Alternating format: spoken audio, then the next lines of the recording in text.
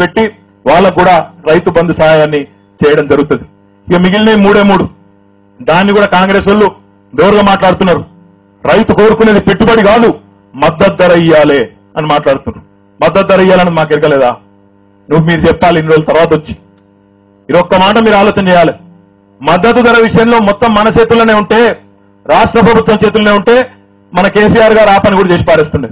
ఇన్నాక మొన్న మీరు చూసిండ్రు నీటి తీరువా మీద 800 కోట్ల బకాయిలు నిమ్మపల్లి ప్రాజెక్టు కానీ లేదా కింద మన మానేరు ప్రాజెక్టు కానీ ఎక్కడన్నా ప్రాజెక్టుల మీద ఉండే రైతులు నీటి తీరువా ఏదైతే మీ దగ్గర వసూలు చేస్తారో, ఏదైతే బకాయి పడి మీరున్నారో రాష్ట్ర వ్యాప్తంగా 800 కోట్లు ఉన్నాయని చెప్పి అధికారులు చెప్తే వాటిని కూడా ఒక్క క్షణం ఆలోచించకుండా 800 కోట్లు మాఫీ చేసిన ఘనత కూడా మన ముఖ్యమంత్రి గారికి దక్కింది.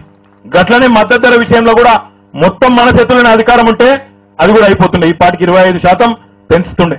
కానీ కేంద్ర ప్రభుత్వం కూడా ఇందులో కలిసి రావాల్సిన అవసరం ఉంది. అందుకే ముఖ్యమంత్రి గారు మొన్న హుజూరాబాద్ లో రైతు బంధు ప్రారంభోత్సవ సందర్భంగా 3 ముఖ్యమైన విషయాలు చెప్పడం జరిగింది. ఒకటి, ఈ రోజు మీకు తెలుసు, గ్రామాల్లో రైతన్నలందరికీ తెలుసు, ఉపాధి హామీ పథకం ఏదైతే ఉన్నదో కేంద్ర ప్రభుత్వం ప్రవేశపెట్టిన పథకం, దానివల్ల కొంత లాభం జరిగిన మాట వాస్తవమే. కూలికి పోయేటోళ్లకు కడుపు నిండా బోధొస్తున్న మాట వాస్తవమే. కానీ ఆ పథకం ప్రవేశపెట్టిన నాటి నుంచి నేటి వరకు చూస్తే ఊర్లలో కొత్త పనులేం అయితలేవు. తవ్విన కాడనే తవ్వుడు, ఎత్తిన మట్టిని ఎత్తుడు, అదే జరుగుతుందా కాదా? వాస్తవమేనా? దానివల్ల మీకేమో కూలీలు దొరుకుతలేరు. ఆ కార్యక్రమం వల్ల మీకు కూలీలు దొరుకుతలేరు. ఆ చేసే వాళ్ళకు కూడా తృప్తి లేదు, ఎందుకంటే ఊరి కోసం ఏదైనా చేసినామన్న భావన వాళ్ళకు కూడా లేదు. అందుకే ముఖ్యమంత్రి గారు మన హుజూరాబాద్ లో కోరిండ్రు. శాసనసభలో రమేష్ బాబు గారు, మేమందరం శాసనసభ్యులందరం కూడా తీర్మానం చేసి కేంద్రానికి పంపించినాం. ఉపాధి హామీ కార్యక్రమాన్ని వ్యవసాయంతో అనుసంధానం చేయాలి. అనుసంధానం చేయడం అంటే ఆషామాషిగా కాదు. సగం పైసలు రైతిచ్చి సగం పైసలు ప్రభుత్వం ఇచ్చినట్టయితే కూలీకి కూలీ దొరుకుతుంది, రైతుకు లాభం అవుతుంది, రైతు కూలీ కూడా పెరిగే ఆస్కారం ఉంటుంది. కాబట్టి ఈ రెండింటిని కలపాలి అని చెప్పి కేంద్ర ప్రభుత్వానికి మనం నివేదించడం జరిగింది. రెండవది, మద్దతు ధర విషయంలో ముఖ్యమంత్రి గారు హుజూరాబాద్ వేదికగానే చెప్పినారు. 25% మద్దతు ధరను వరికి గాని, మొక్కజొన్నకు గాని, పత్తికి గాని వెంటనే పెంచాల్సిన అవసరం ఉంది. ఈ విషయంలో కేంద్రం నిర్ణయం తీసుకోవాలని చెప్పి కూడా హుజూరాబాద్ వేదికగా ముఖ్యమంత్రి గారు ఒక ప్రకటన కూడా చేయడం జరిగింది. దీంతో పాటు పంట బీమా కూడా చాలా లోపభూయిష్టంగా ఉన్నది. ఇలా మీరు ఒకటి ఆలోచన చేయాలి. పంట బీమా పథకం అంటే ఏంది? మీరు బ్యాంకు దగ్గర లోన్ తీసుకున్నప్పుడు కొన్ని పైసలు కట్ చేసుకొని ఇక బీమా కడుతున్నా అని చెప్తాడు చెప్పేటప్పుడు. ఇప్పుడు మనం మనుషులను కూడా బీమా చేసుకుంటాం, జీవిత బీమా.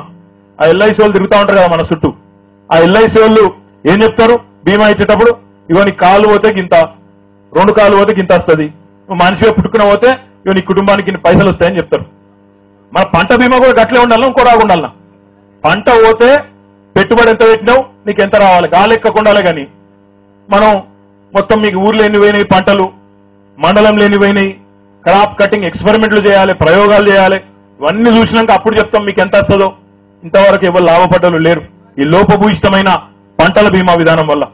రైతు యూనిట్ గా పంట బీమా జరిగితేనే లాభం దొరకదు తప్ప మండలం యూనిట్ గా, గ్రామం యూనిట్ గా ఏనాటికి కూడా లాభం జరగదు. మన ముఖ్యమంత్రి గారు అదే కోరుతా ఉన్నారు.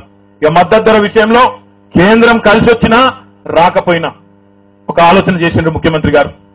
వీడియో నచ్చిందా? అయితే ఓ లైక్ వేసుకోండి, లేదంటే ఓ కామెంట్ చేయండి.